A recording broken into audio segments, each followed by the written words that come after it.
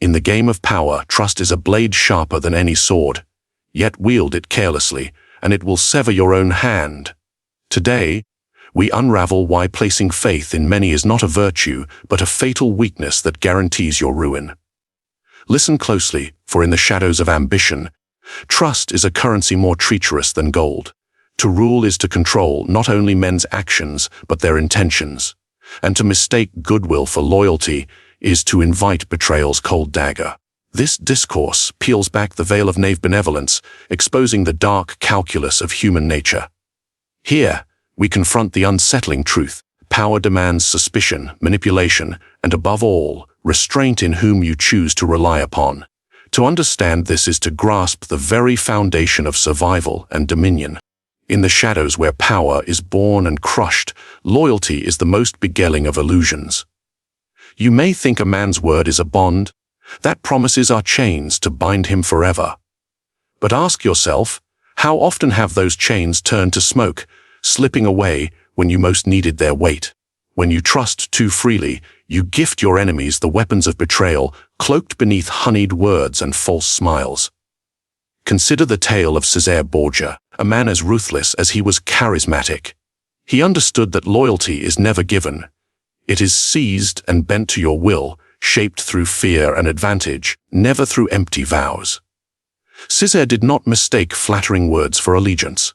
When his closest ally whispered devotion, Cesare weighed his intentions against cold, hard truth. Was this man a friend, or a shadow lurking, waiting for weakness? Such calculation kept Cesare alive amid the treacheries of Renaissance Italy, where promises were as plentiful as daggers in the dark. You see, loyalty is not an oath, but a transaction. A man pledges his sword not out of love, but out of interest. What does he gain if he stays faithful? What drives him to risk everything for you? These questions must be your constant companions. Ignore them, and you welcome ruin. Trust without scrutiny is a feast for vipers. Look to history's darker corners. The fall of King Richard de Hugh, betrayed not by foreign foes, but by those whose hands he once clasped in friendship. His downfall came from overestimating loyalty and underestimating envy and ambition. The very men who swore allegiance to him saw only the opportunity to claim his crown.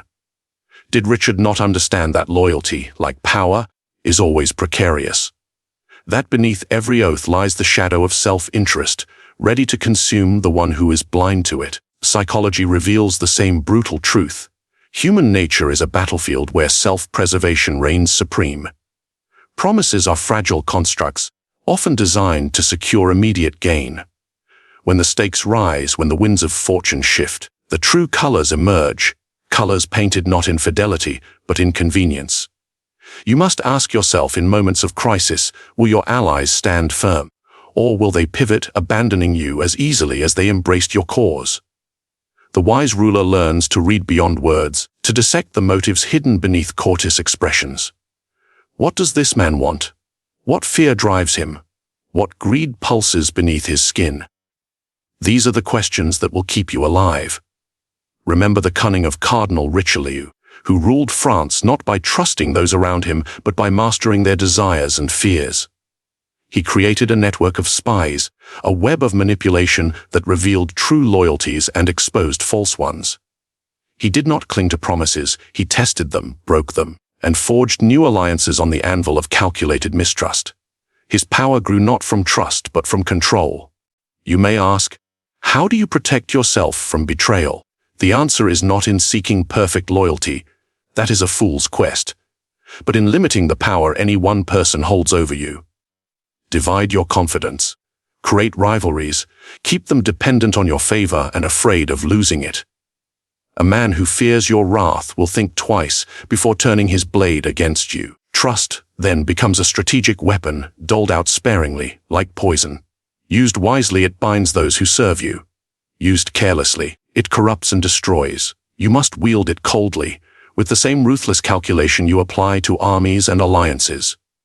Ask yourself this: who among your allies benefits more from your fall than your survival?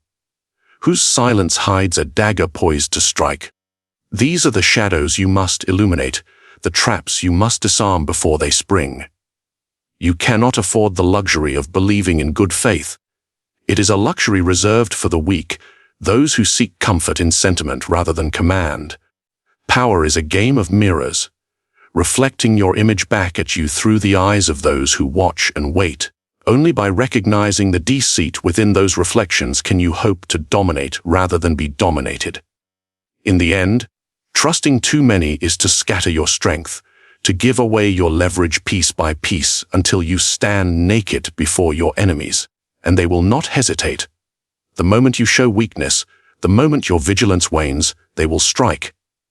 Not out of malice, but out of necessity, because power is a cruel mistress who rewards only the cunning. So, will you continue to cling to empty promises, or will you learn to see loyalty for what it truly is, a fragile, shifting mask that hides ambition, fear, and self-interest? To survive, you must look beyond the words and into the hearts that speak them. But this is only the beginning. To fully grasp the art of control, you must understand how distrust itself can become your greatest weapon, and how the wise ruler turns suspicion into power. Are you ready to embrace the cold calculus of control? Your next lesson awaits.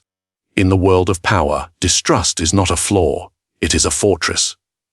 Ask yourself, why do so many fall, not because they lacked strength, but because they trusted too easily? The ruler who embraces doubt does not suffer weakness, he gains control. Distrust is the sharpest tool to carve obedience from chaos. Consider the cunning of Emperor Augustus. He ascended a fractured Rome by weaving webs of suspicion and loyalty alike. He distrusted his generals, his senators, even his closest allies. This was not paranoia, it was strategy. By doubting those around him, he prevented any one man from growing strong enough to challenge his throne. Do you see? Distrust is not a barrier to power, it is the path to securing it. You must learn to think like Augustus. When a man swears loyalty, you ask, what does he fear? What does he desire? Distrust forces you to see beneath the surface, revealing the unspoken ambitions that hide behind smiles. If you trust blindly, you allow ambition to fester, giving rise to enemies disguised as friends. History is littered with the corpses of those who trusted too freely. Take the tragic fate of King Louis XVI of France.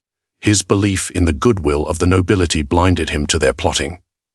Distrust was absent in his court, and the consequence was revolution and execution.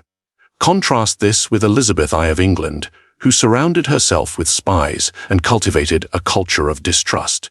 She never allowed loyalty to dull her vigilance. Distrust became her shield, her means of control. Psychologically, distrust sharpens your perception. It awakens the mind to patterns others miss. The flicker of hesitation, the too eager nod, the subtle shift in tone. You learn to read men not as they wish to be seen, but as they truly are. Distrust forces you to ask who benefits if I fall, who smiles too widely when I stumble. These questions protect you from betrayal. Distrust also disarms your enemies. When a man suspects he is watched and measured, he curbs his ambition, tempers his schemes. Distrust is a cage built from shadows, imprisoning not with chains but with fear. You do not need to crush every foe. Sometimes, the mere possibility of your suspicion is enough to keep them loyal. Look to the brilliant manipulator Cardinal Richelieu. He did not trust his ministers or nobles. Instead, he played them against each other, stoking rivalries and exploiting fears. By fostering distrust among his enemies, he kept them too divided to unite. This orchestration of suspicion allowed him to rule France's political stage with an iron hand cloaked in velvet. But beware, distrust is a double-edged sword. Too much, and you isolate yourself, breeding paranoia that blinds rather than illuminates. The wise ruler balances doubt with calculated trust, like a tightrope walker balancing on a blade. Trust too little, and your court becomes a desert of suspicion. Trust too much, and you fall into ruin. Ask yourself, how much doubt do you allow into your circle? How often do you test your allies, probing their loyalty with subtle challenges? Distrust is not cruelty, it is clarity. It is the lens through which you see the truth of men's hearts, unfiltered by hope or sentiment. In truth, distrust is the foundation of all control. To command is to manage suspicion, to channel it, and to never let it overwhelm you. Distrust keeps you one step ahead, forewarned of betrayal before it strikes. It is the cold calculation that separates the rulers from the ruled. So, will you choose to close your eyes to the shadowed ambitions of those around you, or will you wield distrust as your sword and shield? The path of power demands the courage to doubt, the discipline to watch, and the wisdom to act before your enemies do. But this is only the surface. To master power fully, you must learn how to use distrust not just to defend, but to dominate, to turn suspicion into a weapon that shapes the will of others. The next lesson awaits, where control becomes creation, and distrust becomes your most potent art. Are you prepared to move beyond mere survival into true mastery? Your next lesson begins now. In the realm of power, trust is not a given. It is a currency to be earned, measured, and spent with ruthless calculation. You must understand, trust is a privilege granted, never a right claimed. It is not a fragile flower blossoming from sentiment, but a weapon forged in the furnace of usefulness. Ask yourself, whom do you trust? And why? What has this person done to deserve your confidence? What power do they hold over you? And what power do you hold over them? Look to the great rulers of history who mastered this art. Take Julius Caesar, a man who knew that blind trust leads only to the knife in the back. His downfall came from trusting Brutus, an error not in judgment of character, but in failing to control the conditions of that trust. Caesar bestowed loyalty without exacting allegiance, allowing Brutus to hold a knife hidden beneath the cloak of friendship. Trust, in Caesar's world, should have been a privilege tethered to leverage. You, too, must wield trust as a tool of dominance. It is not enough that someone claims loyalty. What matters is the balance of power in that relationship. If you trust without ensuring they need you more than you need them, you hand them the keys to your downfall. The wise ruler grants trust only when it secures his advantage, only when the trusted is bound by interest, fear, or gratitude. Consider the example of Queen Elizabeth I, who surrounded herself with advisors whose trust was never assumed, but earned and maintained through their dependence on her favor. She granted trust like a mistress of intrigue, selective, conditional, and always calculated. By doing so, she ensured that no one could claim loyalty without being deeply entangled in her web of power. This is not merely political strategy, it is psychological insight into human nature. Men serve where their self-interest is strongest. Loyalty is rarely about honor, it is about gain. You must ask, what does this person gain by standing with you? How are their fortunes tied to your survival? Trust that is not built on mutual benefit is a hollow promise, easily broken when the winds shift. Now, reflect on the danger of sentimental trust, the kind born of friendship or shared history. This is the trust of the knave and the weak. Even the closest bonds, when tested by ambition or fear, can snap like dry twigs. History reminds us again and again, those who trust their friends over their strategy are betrayed most cruelly. The friend who becomes a rival will wield your own trust as a weapon against you. The art of selective trust is also an art of control. When you choose carefully whom to trust, you shape the battlefield. You isolate potential threats by withholding confidence and privilege. You reward usefulness and loyalty with trust, tying those you favor closer to your cause. You also sow uncertainty among others, who scramble for your favor, fearing exclusion. Look to Cardinal Richelieu, whose genius lay in his ability to grant and withdraw trust with such precision that his court was a chessboard, each piece bound tightly to his will. His allies were loyal not because of affection, but because their power depended entirely on his grace. Trust became a leash, keeping them close and obedient, but wield trust too freely, and you lose control. You empower others at your own expense. You become vulnerable to those who hide ambition beneath the mask of loyalty. Trust that is unearned is trust that will be exploited. Ask yourself now, who in your circle deserves your trust? Not for their words, but for their usefulness to your power. Who depends on you so deeply that betrayal would be self-destruction? And just as important, who does not? Trust, therefore, is not a gift, it is a bond forged in power and advantage. It is a calculated exchange, not an act of faith. To survive, you must treat trust as you treat any weapon, with careful handling, precise aim, and readiness to withdraw it the moment it ceases to serve. So, how will you wield trust? As a blind leap into vulnerability, or as a measured step toward dominion? This lesson is the foundation of control, but the true mastery lies ahead. Next, we will explore the subtle art of harnessing betrayal itself, to turn the ambitions of others into your own weapon, because power is not only about whom you trust, but how you use distrust and deception to create unshakable control. Are you ready to learn how the most dangerous ruler commands even those who seek to betray him? The next chapter awaits. Betrayal is no accident. It is a calculated act born from the unyielding engine of self-interest. When you place trust without understanding the psychology of those around you, you invite disaster. Ask yourself, what drives a man to turn his blade against the very hand that fed him? What secret currents beneath loyalty's surface pull men toward treachery? Look back to the Roman Empire, where even the most trusted generals harbored ambitions dark enough to topple emperors. Take the infamous example of Brutus, once a friend, now the assassin of Caesar. What caused this betrayal? Not mere malice, but a convergence of self-interest, fear, and the desire for power. Brutus believed that killing Caesar was the only way to preserve the Republic, or perhaps to elevate himself.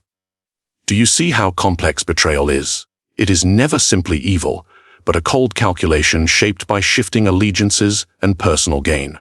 Psychology reveals that betrayal springs from an interplay of motives. Fear of loss, desire for advancement, resentment, and the perception of injustice all feed this flame. A man betrayed often convinces himself that his act is justified. He is restoring balance, seeking justice, or securing survival. When you trust without probing these underlying motives, you become blind to the threat. Consider the case of the Medici family's rise and fall. Alliances within Florence were fluid, built on convenience rather than steadfast loyalty. Betrayal was a currency regularly exchanged, as men shifted allegiances to protect or enhance their power. The Medici, though master manipulators, were themselves victims of this ever-turning wheel of ambition and fear. Their downfall was not from outside enemies, but from those they once trusted. Ambitious men who saw an opportunity and seized it. You must ask yourself, who in your circle nurtures grievances? Who counts the cost of your favor against their own ambition? These are the men most likely to betray, not out of cruelty, but out of necessity, or so they will tell themselves. Understanding this is key. Betrayal is rational for those who calculate their self-interest beyond your control. History also teaches us the power of preemptive suspicion. The great rulers did not wait for betrayal to strike. They sought its signs, undermined potential traitors before they could act, and exploited internal rivalries. This was the genius of Caesar Borgia, whose reign was brief but brutal. He eliminated threats not by trust, but by ruthless calculation, turning friends into enemies before they could betray him. It is not enough to react to betrayal. One must anticipate and control it. Psychologically, betrayal reveals the fragility of human bonds in power. Promises crumble under pressure. Fear and greed reshape alliances overnight. You cannot rely on sentiment or tradition to hold men fast. Instead, you must wield understanding of these dark motives like a scalpel, cutting away the illusion of loyalty to expose the raw self-interest beneath. Ask yourself, how do you respond to signs of discontent or envy among those closest to you? Do you confront them, or do you bury your head in hope? The wise ruler faces these shadows directly. He uses knowledge of motives to manipulate, to turn potential traitors into tools, or to remove them before they strike. Remember the story of Napoleon, who was undone not by external enemies, but by those closest to him, whose loyalty wavered as his fortunes changed. His failure was in underestimating the psychological currents within his own ranks. The ambitions that fed betrayal's fire. Power demands constant vigilance, an unblinking eye on the shifting desires of those around you. So, how will you guard yourself? Will you wait to be stabbed in the back by those you trusted? Or will you learn the psychology of betrayal, the motives, the signs, and the ways to control them? This understanding is no mere defense, it is a weapon.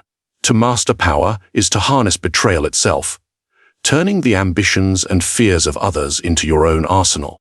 But this path requires cold calculation and brutal clarity.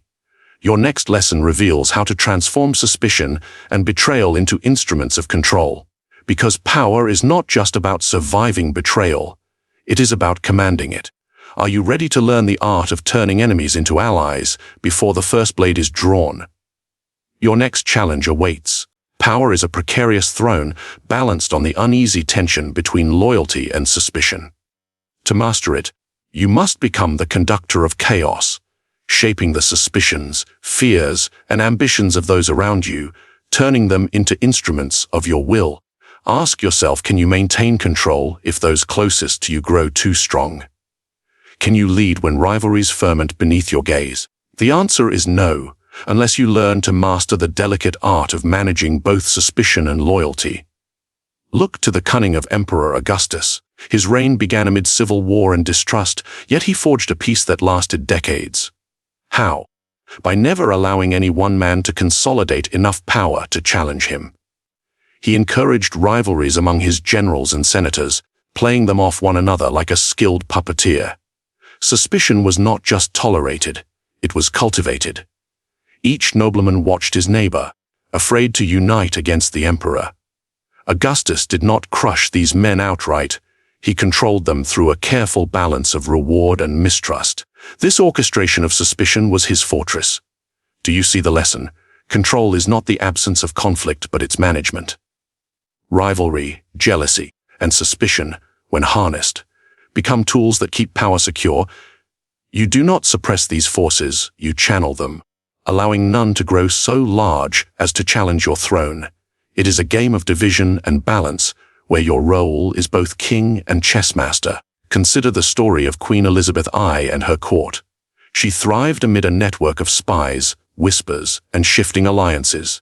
She encouraged suspicion even among her closest advisors, ensuring none grew too confident or united.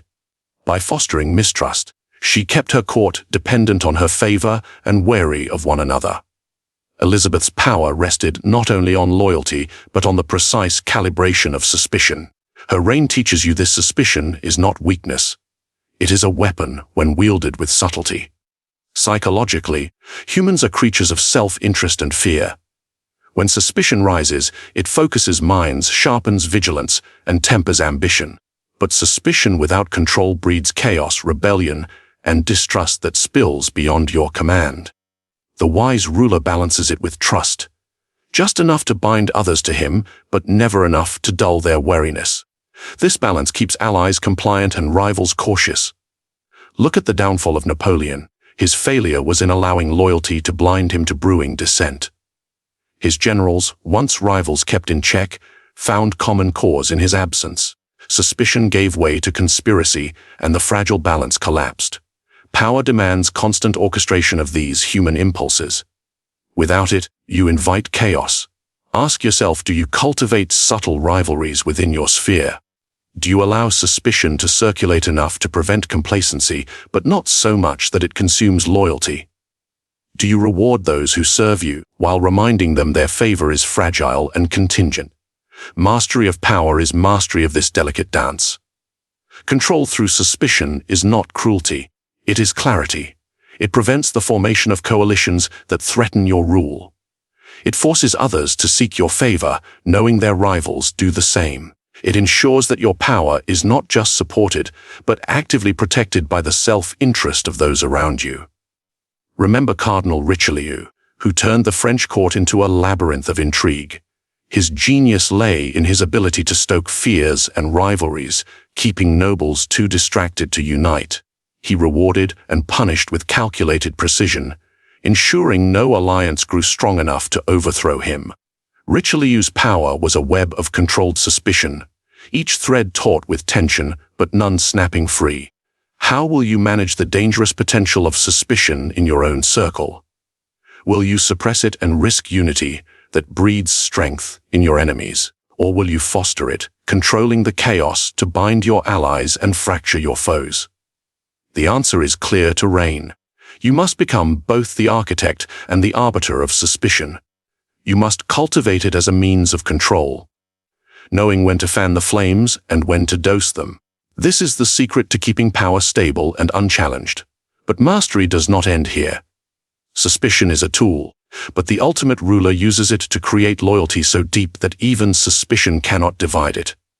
How is this balance struck? How does one transform suspicion into an unbreakable bond? The next lesson awaits. The art of turning fear and doubt into unwavering allegiance. Are you prepared to move from control to creation? The next chapter begins now. Power is never given. It is seized in silence. To control others without their knowing is the highest art. Suspicion must be your tool, loyalty your mask. Manipulate desires and fears, shape minds like clay, while they remain blind to your hand. Do they serve you, or do you serve them? Which is the true master? Remember, the greatest control is invisible control. When men believe they act freely, they become your most obedient subjects. Will you remain a pawn or rise as the player? Will you wield power with cold calculation or be consumed by naive trust? The choice is yours. Now, speak your mind. Comment below your thoughts on trust and control. Subscribe to master more Machiavellian strategies that sharpen your edge in the shadows. Share this knowledge only with those ready to walk the path of power. Power waits for no one. Will you take it?